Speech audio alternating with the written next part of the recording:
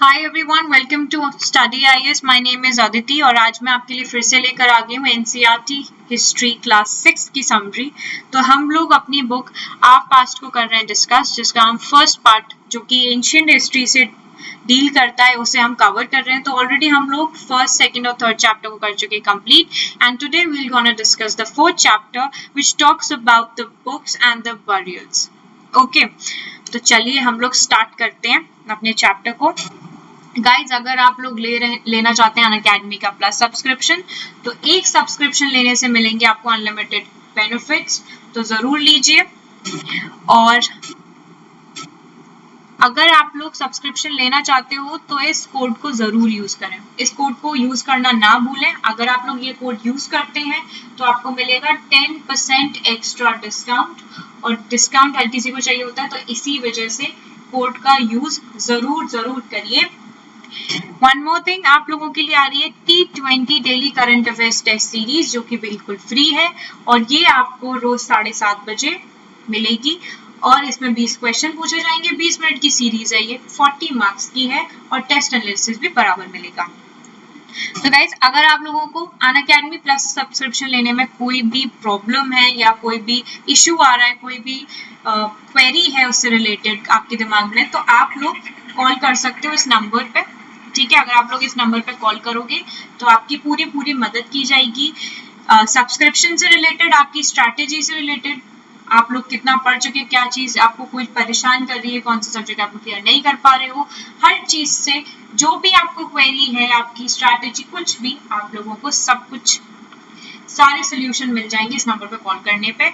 अगर आप लोग कॉल नहीं कर पा रहे हो तो आप लोग व्हाट्सएप भी कर सकते हैं। We will get back to you. And code use करना बिल्कुल मत भूलिएगा। ठीक है, सब्सक्रिप्शन लीजिए, आपको काफी फायदे मिलेंगे, और कोड भी जरूर यूज करें। कोड याद रखिएगा, स्टडी आईएएस। ओके, तो गाइज आज हम लोग स्टार्ट करेंगे चैप्टर नंबर 4 से। तो ऑलरेडी हम लोग बाकी के चैप्टर्स डील कर चुके हैं, जो कि था फर्स्ट, सेकंड और 3। अगर आप लोगों ने वो चैप्टर्स नहीं देखे तो उन चैप्टर्स को देखना बहुत जरूरी है आपके लिए, तभी आप लोग समझ पाएंगे आगे की चीजों को। तो और हम लोग अब तक एंशिएंट लोगों के बारे में ये चीज डिस्कस कर पाए हैं कि वो लोग पहले हंटर्स थे, गैदरर्स थे। पहले वो लोग चीजें हंट करते थे, गैदर करते थे, और फिर अपने जीवन को व्यतीत कर रहे थे एक जगह से दूसरी जगह जाकर। ठीक है, फिर धीरे धीरे उन लोगों ने फार्मिंग वगैरह सारी चीजें स्टार्ट करी, हर्डर्स बने, वो फार्मर्स बने, और उसके बाद उन लोगों को फार्मर्स बनने के लिए एक जगह पर रहना पड़ा, जिसके लिए उन्होंने सिटीज के डेवलपमेंट किए। बहुत सारी स्पिरिचुअल चीजें उन लोगों ने वहां पर बनाई। ठीक है, बहुत सारी बिल्डिंग्स बनाई गई। ठीक है, हर तरीके के आर्किटेक्चरल बिल्डिंग्स वहां पे बनी गई। तो इतनी सारी चीजों के बाद आज हम लोग ये देखेंगे कि आर्कियोलॉजिस्ट ने उनकी जो बुक्स थी या बरियल्स थी, उनसे क्या क्या चीजें एक्सप्लोर करी हैं, आज हम लोग उनके बारे में जानेंगे। तो आज का जो चैप्टर होगा वो काफी इंटरेस्टिंग होगा, क्योंकि आज हमें उनकी ही कुछ चीजों से ये जानने को मिलेगा कि वो लोग कैसे थे, क्या करते थे, क्या खाते थे। ठीक है, किस भगवान में बिलीव करते थे, क्या चीजें थी उनकी, भगवान में बिलीव करते थे या नहीं करते थे, ये भी आज हम लोग इसी बुक में जानेंगे। चलिए, तो गाइज आप लोगों ने वेदों के बारे में सुना ही होगा। वेद आपने अगर अभी लॉकडाउन के समय में हम लोगों ने महाभारत वगैरह सब देखी है, तो उसमें वेदों का आपने जिक्र सुना ही होगा। तो वेद हैं हमारे 4। ठीक है, और पहला वेद है ऋग्वेद, जो कि सबसे पुराना है, और फिर है आपका यजुर्वेद, सामवेद और अथर्ववेद। तो नया वेद है आपका अथर्ववेद। ठीक है, जो कि डील करता है ब्लैक मैजिक वगैरह से, जादू टोने से। और ऋग्वेद है आपका जो कि हिम्स, पोएम्स वगैरह के बारे में डील करता है। ओके, तो गाइज ऋग्वेद के बारे में बात करते हैं। तो ऋग्वेद है सबसे पुराना वेद। It is one of the oldest Vedas, okay, which was composed in 3500 years ago, यानी कि 350 साल पहले ये ऋग्वेद हुआ था आपका कंपोज। ठीक है, अब ऋग्वेद आपका इंक्लूड करता है करीब हजारों से भी ज्यादा हिम्स को। ठीक है, जिनको सुक्ता बुलाते हैं। ठीक है, और वेल से जैसे श्लोक वगैरह होते हैं ना आपके, जैसे श्लोक है आपने सुना होगा श्लोकों के बारे में, वही श्लोक है इस ऋग्वेद में, ठीक है। तो ये जो हिम्स है ना, ये जो श्लोक है, ये पहले यूज किए जाते थे जो भगवान होते थे ना, उनको खुश करने के लिए। जैसे आज आप लोग कभी पूजा करते हैं तो आप लोग आरतियां, भजन वगैरह ये सारी चीजें होती हैं, ठीक है, इनको बोलते भगवान जी को खुश करने के लिए। वही चीजें पहले हो रही थी कि वो लोग हिम्स का यूज कर रहे थे, ठीक है। तो ऋग्वेद जो था, मतलब इट वाज लाइक उसमें सारे हिम्स थे, करीब बहुत सारे हिम्स थे जो कि भगवान को प्रसन्न करने के लिए, उनको खुश करने के लिए यूज किए जाते थे, ठीक है। तो तीन जो भगवान थे जो कि बहुत ज्यादा जरूरी थे, तो there were 3 gods which were specially important, और वो पहले हैं आपके अग्निदेव है हमारे आग के देव, ठीक है, द गॉड ऑफ फायर। और फिर है आपके इंद्रदेव है आपके वॉरियर गॉड। फिर है सोम। अच्छा, सोमा कोई भगवान नहीं है, ये एक प्लांट है, ठीक है। उस प्लांट से एक तरीके की स्पेशल ड्रिंक को करा जाता था prepare, it was a kind of अ रस, ठीक है। तो उसको बोलते थे सोम रस। तो ये वो पेड़ है जिसकी पूजा करते थे ये लोग, ठीक है। So most of the hymn was composed and taught and learned by men. तो आपके जो ये जितने भी हिम्स वगैरह है ना, इनको कंपोज किया जा रहा था सेजेस के द्वारा। सेजेस मतलब आपके जो ऋषि मुनि थे उनके द्वारा, ठीक है। तो ये जो प्रीस्ट थे, ये जो स्टूडेंट्स वगैरह होते तो उस टाइम पे गुरुकुल वगैरह थे, तो ये जितने भी आपके ये हिम्स थे, ये सारे सिखाए जाते थे बच्चों को, रिसाइट करके सिखाए जाते थे, मेमोराइज कराए जाते थे, each and every syllable, each and every word, sentence, bit by bit, बहुत ज्यादा केयर के साथ बच्चों को पढ़ाया जाता था इस चीज के बारे में, उनको सुनाए जाते थे, उन्हें मेमोराइज कराई जाती थी ये सारी चीजें जो कि प्रीस्ट के द्वारा हो रही थी, ठीक है। तो ये मतलब दिखाते हैं कि कितने ज्यादा इम्पोर्टेंट है ये हिम्स। ये ऋग्वेद में जो हमारे हिम्स थे वो कितने ज्यादा इम्पोर्टेंट थे कि जो प्रीस्ट है उनको कैसे, किस तरीके से बच्चों को सिखा रहे हैं, ठीक है, कि उनको एक एक सेंटेंस, एक एक वर्ड, एक एक सिलेबल सब कुछ याद रहे, ठीक है। तो आप लोग समझ सकते हैं कि इसकी कितनी ज्यादा उस समय में कितनी ज्यादा इम्पोर्टेंस थी, ओके। सो अब बहुत सारे जो मतलब हिम्स वगैरह थे वो कंपोज किए गए थे मेंस के द्वारा, विमेंस के द्वारा बहुत कम किए गए थे, क्योंकि उस समय काल में जो विमेंस की पोजीशन थी वो ज्यादा अच्छी नहीं थी, उनके साथ जो व्यवहार था वो लोगों का अच्छा नहीं था, उनको ज्यादा तवज्जो नहीं दी जाती थी। तो ऋग्वेद आपका सबसे पुराना वेद है, ठीक है, और इसको आप लोग वैदिक संस्कृत में भी है, ठीक है। तो जो ऋग्वेद है आपको वो आप लोग रिसाइट करते हैं, it is been recited and heard rather than read. इसको पढ़ने की बजाय लोग इसे रिसाइट करते हैं, इसे सुनते हैं, ठीक है, पढ़ते कम है इसे। तो it was written down several centuries after it was first composed.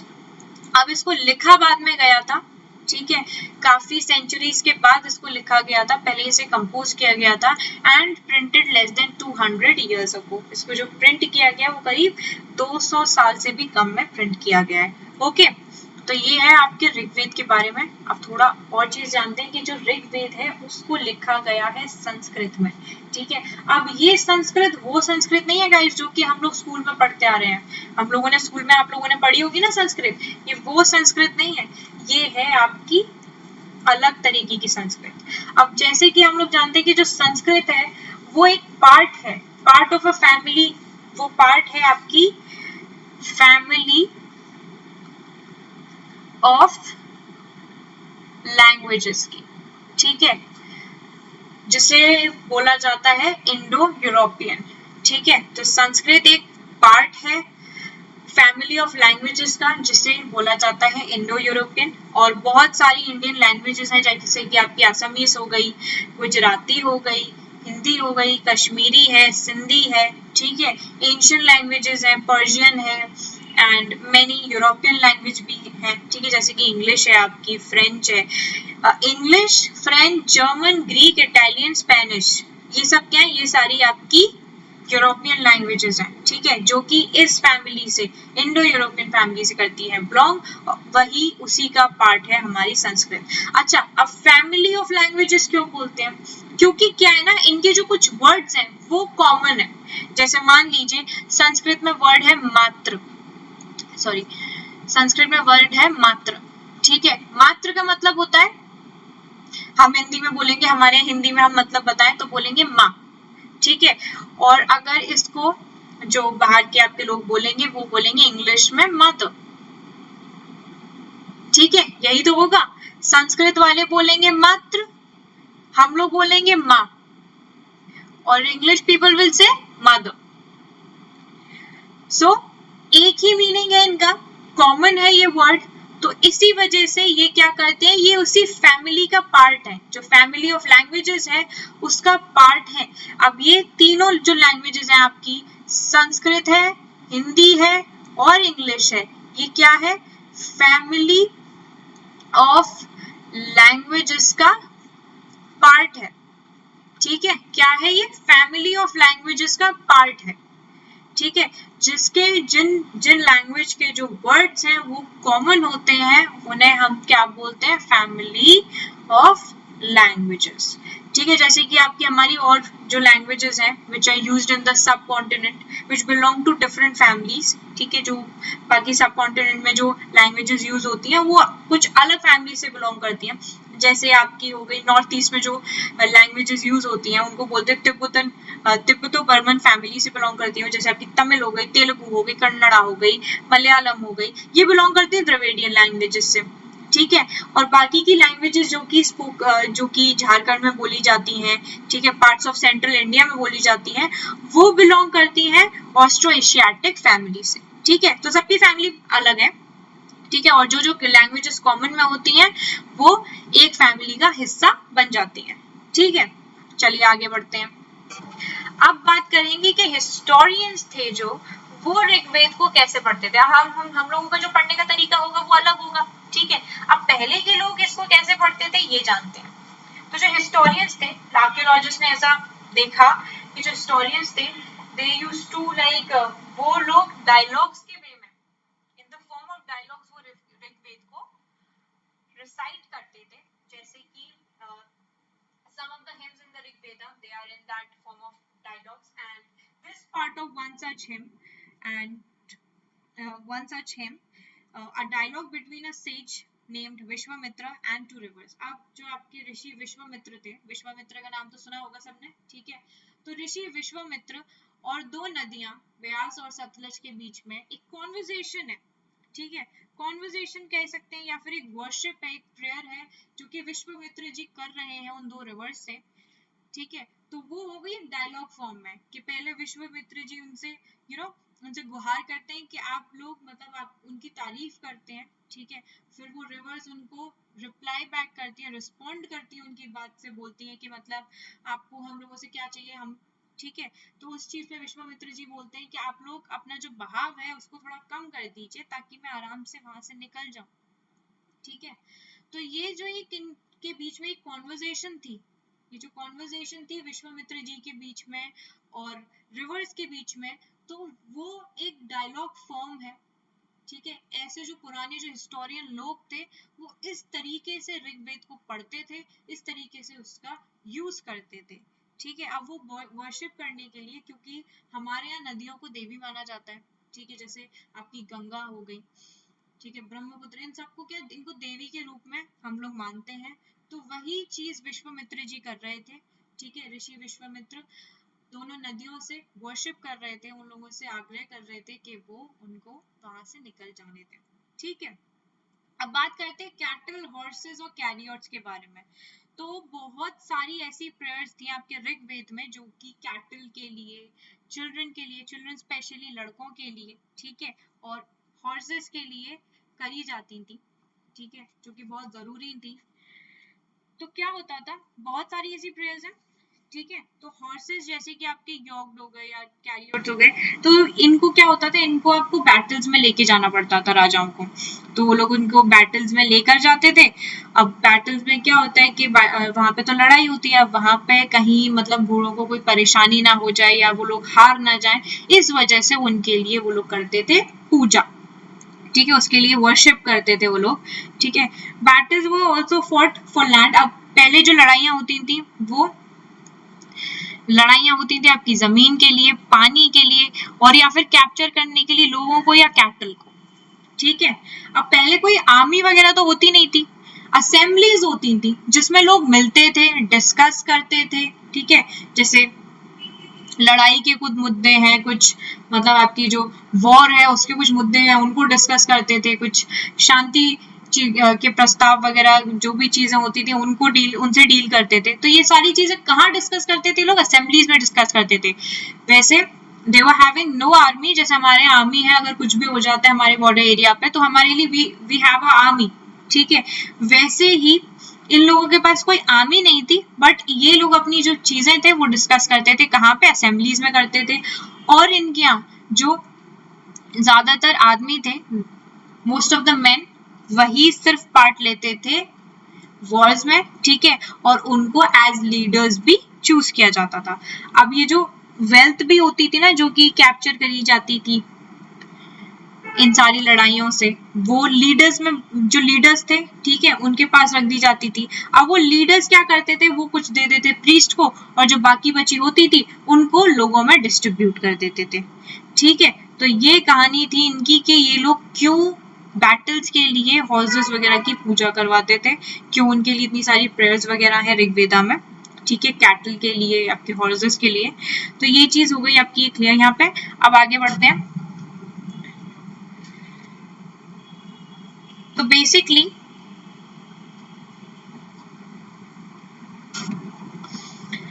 So one more thing from your, कि जो ये मतलब वेल्थ वगैरह जितनी भी ऑब्टेन होती थी, ठीक है, उसको ये लोग बांट देते। तो कुछ जो वेल्थ थी ना उसको ये यूज भी करते थे परफॉर्म करने के लिए, जैसे आपके ये यज्ञ वगैरह थे, ठीक है, कुछ सैक्रिफाइसेस थे, कुछ ऑफरिंग वगैरह होती थी ना, उनके लिए भी कुछ पैसों को ये बचा के रखते थे, ठीक है। So these were meant for gods and goddesses. अब ये जो पैसा था, ये जो वेल्थ थी इनकी, वो किस लिए बची रहती थी? वो होती थी गॉड्स के लिए और गॉडेसेस के लिए, क्योंकि उनको खुश करने के लिए भी इन लोगों को लगता था कि हम लोग यज्ञ वगैरह करेंगे और उससे हम लोग सैक्रिफाइस करेंगे या, ठीक है, ऑफरिंग्स वगैरह देंगे, तो उससे जो भगवान है वो प्रसन्न हो जाएंगे। अब ऑफरिंग्स में क्या होता था? ऑफरिंग्स में आपका घी तो सब लोगों ने देखा ही होगा, घी है, ठीक है, और आपका ग्रेन्स वगैरह है, ग्रेन वगैरह भी देते थे, ठीक है। और इन सम केसेस में जो आपके एनिमल्स होते थे उनकी भी, मतलब उनके भी सैक्रिफाइस कर देते थे। So most of the men took part in these wars, and जितने भी लोग इसमें पार्ट लेते थे बैटल्स वगैरह में, वो सारे लीडर्स होते थे, ठीक है, and they were very skilful warriors also, and they were brave too. चलिए आगे बढ़ते हैं। अब बात करते हैं words to describe people in Rigveda. अब वर्ड्स जिसमें जो पहले के जो लोग थे उनको डिस्क्राइब किया जाता था, तो ऐसे कई सारे वेज थे जिस लोगों को डिस्क्राइब करने के लिए। तो in terms of work they used to be like describe. तो पहले के जो लोग थे उनको डिस्क्राइब किया जाता था उनके काम के द्वारा, उनकी बोली के द्वारा, उनकी लैंग्वेज के द्वारा, जो लोग बोलते थे, उनकी जगह के द्वारा, ठीक है, उनकी फैमिली के द्वारा, उनकी कम्युनिटी के द्वारा, उनके कल्चरल प्रैक्टिस के द्वारा। तो किन चीजों के, मतलब वो लोग थोड़े जजमेंटल थे, तो जो दूसरे लोगों को जब वो डिस्क्राइब करते थे वो कैसे डिस्क्राइब किए जाते थे कि इनकी लैंग्वेज कैसी, जैसे आजकल किए जाते हैं कि अगर मान लीजिए कि यूपी साइड में there is a different kind of a language, like Braj की, ब्रिज बोली ज्यादा है मथुरा साइड एंड ऑल, ठीक है। सो उस हिसाब से अगर कोई ब्रिज भाषा बोलता है तो उससे आप लोग ये आइडेंटिफाई कर लेते हैं कि हाँ भाई ये मथुरा या मतलब मथुरा का बंदा है, मथुरा यूपी साइड का बंदा है ये, ठीक है। तो उससे क्या डिस्क्राइब हो गया एक इंसान कि ये मथुरा का इंसान है। तो कैसे हुआ? उसकी बोली से। तो पहले भी लोग ऐसे डिस्क्राइब होते थे उनके काम के द्वारा। अगर मान लीजिए कि कोई कारपेंटर है, ठीक है, तो वो सारा आपका लकड़ी का काम कर रहा है, आपके फर्नीचर बनाने का, और आपने उसके काम से उसको एक नाम दे दिया। क्या नाम दे दिया? कारपेंटर का नाम दे दिया। डॉक्टर है, लोगों की जान बचा रहा है, तो उसके काम से उसका नाम हो गया। वैसे ही पहले के लोगों के साथ भी होता था, उनको डिस्क्राइब किया जाता था उनके काम के द्वारा, उनकी बोली के द्वारा, उनकी लैंग्वेज के द्वारा, ठीक है, उनकी जगह के द्वारा, उनके परिवार के द्वारा, ठीक है, उनकी कम्युनिटी के द्वारा, जैसे कम्युनिटी कैस्ट भी करा जाता है, और कल्चरल प्रैक्टिस के द्वारा। तो आज हम लोग देखेंगे कि ऐसे कौन से वर्ड्स थे जो कि यूज किए जाते थे पहले के लोगों के लिए। तो पहली चीज देखिए, जो प्रीस्ट थे, ठीक है, उनको ब्राह्मण बुलाया जाता था, जो कि आपके सारे ये रिचुअल्स वगैरह परफॉर्म करते थे, ठीक है, उनको क्या बुलाया जाता था? ब्राह्मण। फिर बात करते हैं हम लोग राजा के बारे में। अब जो राजा था, अब ये जो राजा थे ना, तो राजा के पास ना तो अपनी कोई मतलब कैपिटल होती थी, ना कोई सिटी है, ना कोई पैलेस है, ना आर्मी है, और ना ही ये टैक्स कलेक्ट करते हैं, ठीक है, और ना ही इनके जो बेटे हैं, like generally their sons did not automatically succeed fathers as raja, ठीक है। तो दो चीज आपको पता चल गई, एक तो जो प्रीस्ट होते थे उनको बोला जाता था ब्राह्मण, ठीक है, और दूसरे थे ये राजास। ओके, सो नाउ अब बात करते हैं कि two words which were used to describe the people और the community as a whole. अब ऐसे दो शब्द जिनसे मतलब जो कम्युनिटी है या लोग हैं एज अ होल में डिस्क्राइब की जाते हो, तो वन वाज द वर्ड जो कि है जना, जो कि आज भी हम लोग हिंदी वर्ड में यूज करते हैं। ये आपका जना जो वर्ड है वो आज भी हम लोग यूज करते हैं जना को, ठीक है। So it is one of the Hindi word also, and in other languages also it is being used. दूसरा वर्ड था आपका विश, ये रहा आपका विश, दूसरा वर्ड है आपका विश। तो people who used to compose the hymns described themselves as Arya's and called their opponents दासास और दासियोस। तो आप पहले डिस्कस करते हैं विश के बारे में। तो जैसे आप लोगों ने वैश्य के बारे में सुना होगा, वैश्य लोग हैं, वैश्य, ठीक है, जो वैश्य कम्युनिटी थी उनको विश बोलते थे, वैश्य कम्युनिटी को विश बोलते थे, ठीक है। ये जितने भी वर्ण सिस्टम है वो लोग आप चैप्टर 5 में पढ़ेंगे इसके बारे में, ठीक है। अभी हम लोग बात करते हैं कि मतलब जो बाकी के जो हिम्स कंपोज करते थे लोग उनको बोलते थे आर्यास, ठीक है, और एंड उनके जो ओपोनेंट्स थे उनको बोलते थे दासास या दस्युस। तो आप लोगों ने आर्यंस के बारे में सुना होगा, ठीक है, तो वही आपके आर्यास थे जिन्होंने कंपोज किए गए, जिनके द्वारा कंपोज किए गए थे ये हिम्स, ठीक है। और उनके जो ओपोनेंट्स यानी कि उनके जो विपरीत लोग थे वो थे दासास और दस्युस। तो जो टर्म है आपका दासा, इसका मतलब होता है स्लेव। स्लेव्स कौन थे? पहले विमेन थे, मेन थे जिनको कैप्चर कर लिया जाता था वॉर में, ठीक है, समझ रहे आप लोग। तो जो पीपल द वंस जो कि कंपोज करते थे ये हिम्स को उनको बोलते थे आर्यास, ठीक है, और जो उनके विपरीत लोग थे उनको बोला जाता था दासा और दस्युस। तो ये जो दासा वगैरह मतलब these people who did not perform sacrifice, अब जो लोग जो सैक्रिफाइसेस नहीं करते हैं या प्रोबेबली वो दूसरी कोई लैंग्वेज बोलते हैं, डिफरेंट लैंग्वेज बोलते हैं, ठीक है, तो उनको दासा बोल दिया जाता था, ठीक है। और जो औरतें होती थी उनको दासी बोला जाता था। दासा मतलब आपके मेल पीपल एंड जो फीमेल होती थी उनको दासी बोलते थे। So they come to mean slave only. So slaves were women, men who were often captured in war and they were treated as property of their owners, ठीक है। अब उन लोगों को ट्रीट कैसे किया जाता था? जैसे कि वो अपने ओनर्स की, जो जिन्होंने उन्हें कैप्चर किया है, उनकी प्रॉपर्टी हो। ओके, सो नाउ ऋग्वेदा में it was being compose in the north west of the sub continent. अब ऋग्वेदा आपका कहाँ कंपोज हुआ था? नॉर्थ वेस्ट सब कॉन्टिनेंट में हुआ था, ठीक है, that way the development was being going on. Okay, तो चलिए आगे बढ़ते हैं। अब बात करते हैं silent sentinels the story of megalith. Megalith के बारे में बात करते हैं, मेगालिथ होता क्या है। तो जो बड़े बड़े स्टोन्स होते थे ना उनको बोलते थे मेगालिथ, ठीक है, जिनको अरेंज किया जाता था लोगों द्वारा और जिनको बरियल साइट में यूज किया जाता था, they were used as to mark burial sites. Okay, so जो प्रैक्टिस थी of erecting megaliths began 3000 years ago and prevalent throughout the Deccan, South India, in the northeast and Kashmir। तो क्या था megalith की कहानी? क्या है कि मतलब इनको ना बहुत केयरफुली लोगों द्वारा अरेंज किया जाता था, ठीक है, और इट वाज अ प्रैक्टिस, एक तरीके की प्रैक्टिस थी इरेक्ट करने की मेगालिथ को, और ये करीब 3000 साल पुरानी प्रैक्टिस है, ठीक है, जो कि प्रेवलेंट थी डेक्कन में, साउथ इंडिया में, नॉर्थ ईस्ट में, कश्मीर में। ओके, तो it was kind of a practice जो कि प्रैक्टिस करी जाती थी बड़े बड़े स्टोन से, ठीक है, जिसे मेगालिथ बुलाते हैं। तो अब क्या होता था कि जो बरियल्स हैं आपके, जितने भी बरियल्स हैं, they have some common features. जो डेड लोग होते थे उनको बरी कर दिया जाता था with distinctive pots which are called black and red where.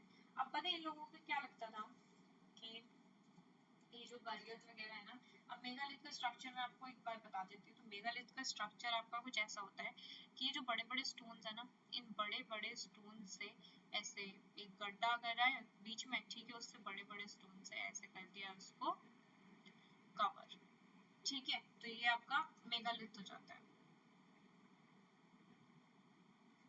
Okay, सो तो जो इसकी जो upper this type is known like, इसको सिस्ट बुलाते हैं वैसे, ठीक है, और basically these were like pot holes जो कि एंट्रेंस की तरीके से यूज भी किए जाते थे। So some of the important megalith sites जो कि हैं आपकी कश्मीर है, नॉर्थ ईस्ट है, ठीक है, साउथ इंडिया है, डेक्कन का एरिया है, ठीक है, ये सारी क्या है आपकी इम्पोर्टेंट साइट है। तो while some megaliths can be seen on the surface, बाकी के जो मेगालिथिक बरियल्स हैं वो काफी अंडरग्राउंड भी होती थी। तो जो आपके आर्कियोलॉजिस्ट थे उन लोगों ने मतलब they have find a circle of stones boulders, ठीक है, और a single large stone standing in the ground, so they are only indications that there were a burial. Okay, so now ये जितनी भी burials है ना, इनमें कॉमन फीचर है, जो मतलब लोग मर जाते थे, ठीक है, उनको बरी किया जाता था विद डिस्टिंक्टिव पॉट्स, ठीक है, उनको बरी किया जाता था बहुत अलग अलग तरीके के पॉट्स के साथ जिनको ब्लैक और रेड वेयर बोलते हैं, ठीक है, और ऑल्सो कुछ टूल्स भी पाए गए थे, कुछ वेपन्स भी जो कि आयरन के बने हुए थे, कुछ ऑर्नामेंट्स भी, स्केलेटन ऑफ हॉर्सेस भी थे, और हॉर्स इक्विपमेंट थे, और स्टोन और गोल्ड के ऑर्नामेंट्स थे। तो ये सारी चीजें थी जो कि बरी की जाती थी हर वो इंसान जो कि मर जाता था उसके साथ, ठीक है। और मेगालिथ वो एरिया थे जो कि मतलब ये आपको ये इंडिकेट करा देते थे कि इस जगह एक बरियल है, ठीक है। बात करते हैं फाइंडिंग अबाउट सोशल डिफरेंसेस। अब सोशल डिफरेंसेस के बारे में बात करना है, तो आर्कियोलॉजिस्ट ने ये सोचा कि कुछ ऑब्जेक्ट्स हैं जो कि मिले हैं, ठीक है, with a skeleton probably belong to the dead person. Okay, so sometimes more objects are found in one grave than in another. मतलब बहुत सारी चीजें मिलती हैं ग्रेव्स में, एक ग्रेव में काफी सारी चीजें मिलेंगी, दूसरे में मिलती हैं, ठीक है, तो ऐसी काफी सारी चीजें मिलती थी। तो कभी कभी कॉपर बैंगल्स मिलते थे, बीड्स मिलती थी, स्टोन बीड्स मिलती थी, ठीक है, गोल्ड बीड्स मिलती थी, ये सारी चीजें पाई जाती थी। तो ऑब्जेक्ट जैसे कि आपका स्केलेटन हो गया, ठीक है, वो प्राप्त होता था। तो आर्कियोलॉजिस्ट ने यही सोचा कि ये जो ऑब्जेक्ट्स हैं they have been belong to the dead person. ये सारी चीजें किससे बिलोंग करती हैं? डेड पर्सन के द्वारा बिलोंग करती हैं। तो these were the difference in the status among the people who were buried. Okay, जो लोग बरी हो जाते थे उनका स्टेटस में डिफरेंट होता था। Rich people were buried with more gold beads, stone beads, copper bangles, ठीक है, और जो गरीब लोग होते थे उनको बस कुछ पॉट्स वगैरह के साथ ही बरी कर दिया जाता था। तो ये मेजर डिफरेंस था, यानी कि वहां पर ये ऊंची और नीची मतलब चीजों का बहुत ज्यादा डिफरेंस था, पैसे वाले और नॉन पैसे वाले लोगों का बहुत बड़ा भेद था पहले भी। तो जो पहले जो रिच लोग होते थे वो जब उनके यहाँ कोई मर जाता था उसको बरी करते थे, तो उसके साथ गोल्ड बीड्स हैं, स्टोन बीड्स हैं, कॉपर बैंगल्स हैं, ये सारी चीजें बरी करते थे।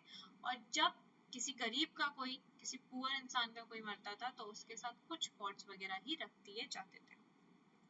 Now where some burial spots meant for certain families. तो people belonging to the same family were buried in the same place. अब जो लोग एक ही घर से, एक ही फैमिली से बिलोंग करते हैं तो उनके जो burials हैं वो एक ही जगह होंगे, ठीक है, और स्टोन सर्कल या बोल्डर्स को प्लेस कर दिया जाएगा सरफेस पे, which is being served as signposts to the burial site so that people could return to the same place whenever they wanted to. मान लीजिए कि अगर मैंने मैंने कोई भी चीज है अपनी, ठीक है, यहाँ बरी करी है, ठीक है, तो वो लोग क्या करते थे, वो यहाँ पे स्टोन्स वगैरह इसलिए लगा देते थे या कोई भी चीज इसीलिए ऐसे कर देते थे कि अगर वो लोग यहाँ से जाएं और वापस आए तो वो इस चीज को भूले नहीं, उनको याद रहे कि यही वो जगह है जहाँ पर हमने अपने इंसान को बरी किया था। ओके, सो इसी वजह से क्या करते हैं वो लोग कुछ साइंस स्पॉट वगैरह ऐसी कुछ चीजें बना देते हैं ताकि वो लोग उसी जगह पर वापस आ सके। अ स्पेशल बरियल एट इनाम गांव। अब इनाम गांव कहाँ पर है? तो Inamgaon is a site on river गोल। तो जो आपका इनाम गांव है वो कहाँ पर है? It is a site on the river goal, it is a tributary of Bhima. तो यहाँ पे जो अडल्ट थे इनको किया जाता था बरी ग्राउंड में, and they were laid out straight with the head towards the north. और उनको एकदम दे वर बीन लेड आउट स्ट्रेट, मतलब एक सीधी उसमें पोजीशन में उनको लेड कर दिया जाता था, जिसपे उनके जो सर की पोजीशन होती थी वो होती थी नॉर्थ की तरफ। और वेसल्स वगैरह हैं प्रोबेबली जिसमें खाना पीना सारी चीजें हो, वो भी उनके साथ बरी कर दी जाती थी, क्योंकि ये लोग आफ्टर लाइफ में करते थे बिलीव। अगर आफ्टर लाइफ में बिलीव नहीं करते होते तो खाना और पानी क्यों देते? खाना पानी देने का मतलब क्या है? यानी कि ये लोग आफ्टर लाइफ में करते थे बिलीव कि इस इंसान का मतलब अगला जन्म भी होगा या आफ्टर लाइफ है, इसीलिए वो सारी चीजें, सारी जरूरत के सामान उस इंसान के साथ बरी कर देते थे। फिर बात करेंगे ऑक्यूपेशंस एट इनाम गांव। तो आर्कियोलॉजिस्ट ने ये चीजें फाउंड करी कि सीड जो है, मतलब सीड्स ऑफ व्हीट है, बार्ले है, राइसेस है, पल्सेस है, माइलेट्स है, पीज है, सेसमी है, ये सारी चीजें हुई प्राप्त यहाँ पे। ठीक है, सो the cuts in the bones of many animals shows that they have been used as food। मतलब बहुत सारे जो आपके एनिमल्स हैं उनकी जो बोन्स हैं उनमें कट मिले हैं, यानी कि उनको खाने के तौर पे यूज किया जाता था। फलों में यूज किए जाते थे बेर, आंवला, जामुन, ठीक है, खजूर है, आपके डेट्स हैं, और वैरायटी ऑफ बेरीज को भी एज फ्रूट यूज किया जाता था। ठीक है, अब जैसे आपकी सीड्स हैं, व्हीट है, राइस है, बार्ले है, इन सबको ये सारी चीजें पाई गई थी आर्कियोलॉजिस्ट के द्वारा। तो उन लोगों को ये अंदाजा था कि ये लोगों की जो ऑक्यूपेशन है वो इस चीज से आ रही है, क्योंकि ये लोग थे फार्मर्स थे, फिर ये अपना जो रॉ मटेरियल होगा उसे बेचते होंगे। ठीक है, so there are also evidences of bones of animals which were being cut and which show that the it was used as food. Okay, तो ये सारी चीजें थी आपके बुक्स ऑफ बरियल से जो हम लोगों को प्राप्त हुई, जो लोग हम लोगों के सामने जो चीजें आई। ठीक है, ये है वो सारी चीजें। तो गाइज हमारा ये चैप्टर नंबर 4 हो गया यहाँ पे कंप्लीट। ठीक है, तो आप लोगों को अगर इससे कोई भी डाउट है कि ऋग्वेद में लोगों को क्या क्या चीजें प्राप्त हुई, क्या क्या उन बुक्स से, उन बरियल से क्या क्या चीजें वो आइडेंटिफाई कर पाए, तो यही वो सारी चीजें थी जो आइडेंटिफाई हुई थी। ठीक है, लोग समझ पाए थे कि लोग क्या क्या चीजें यूज करते हैं, क्या क्या चीजें यूज नहीं करते हैं, किस भगवान में विश्वास रखते हैं, किस भगवान में विश्वास नहीं रखते। तो दीज वर द थिंग्स। हम लोग नेक्स्ट चैप्टर में आगे वर्ण सिस्टम वगैरह ये सारी चीजें पढ़ेंगे। ठीक है, जाति, कम्युनिटी, इन सारी चीजों के बारे में पढ़ेंगे। आज के लिए इतना ही था। ठीक है, कल मैं आपके लिए नेक्स्ट चैप्टर लेकर आऊंगी और उसमें हम लोग बाकी की चीजों को करेंगे डिस्कस। तो गाइज अगर आपको ये सीरीज अच्छी लग रही है तो इसको लाइक करें, चैनल को सब्सक्राइब करें और इसे शेयर करना ना भूलें प्लीज। और अगर आप लोग लेना चाहते हैं अनअकैडमी का प्लस सब्सक्रिप्शन, यूज करिए ये वाला नंबर, सॉरी, और अगर आप लोग लेना चाहते हैं अनअकैडमी का प्लस सब्सक्रिप्शन तो यूज करें कोड स्टडी IAS, एंड इस नंबर पे कॉल करना बिल्कुल भी मत भूलना। कोई भी इशू है, कोई भी प्रॉब्लम है, इस नंबर पे कॉल जरूर करिए। ओके, तब तक के लिए bye bye, take care and have a wonderful day ahead. हम लोग मिलेंगे कल नए चैप्टर के साथ। Okay, bye bye, take care.